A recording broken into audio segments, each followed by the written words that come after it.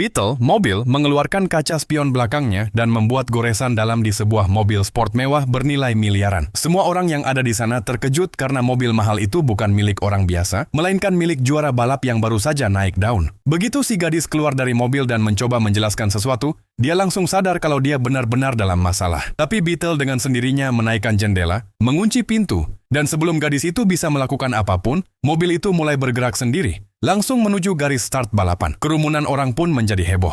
Melihat langkah berani itu, ego sang juara balap pun terluka, dan ia langsung menantang gadis itu untuk balapan. Sang juara mempersiapkan mobilnya dan menyalakan semua mesinnya. Gadis itu juga mencoba mengendalikan mobil, tapi tanpa sengaja ia menekan tombol pembersih kaca depan. Pada saat yang sama, wasit mengangkat bendera, dan mesin Beetle meraung keras tepat saat hitungan mundur selesai. Beetle mengganti gigi sendiri dan langsung tancap gas. Gadis itu syok, tangannya tak bisa melakukan apa-apa. Beetle terus melaju dengan kecepatan tinggi. Di tikungan pun tidak mengerem. Gadis itu bahkan tidak bisa menggerakkan setir. Rem pun tidak berfungsi. Seolah-olah Beetle sedang mengemudikan dirinya sendiri. Sang juara melihat melalui kaca spion belakang dan merasa gadis itu sudah tertinggal jauh. Tapi saat dia melirik ke samping, Beetle ternyata sudah sejajar dengannya. Kaget, dia menabrak Beetle, menyebabkan mobil itu berputar di lintasan. Tapi kemudian gadis itu melihat melalui cermin bahwa mobilnya sudah kembali ke jalur. Ini memberinya kepercayaan diri baru. Dia memasukkan gigi mundur, dan begitu listrik mencapai mesin, Beetle seperti mendapat tenaga super. Juara balap itu masih santai, tapi si gadis sudah mengejarnya dengan mundur.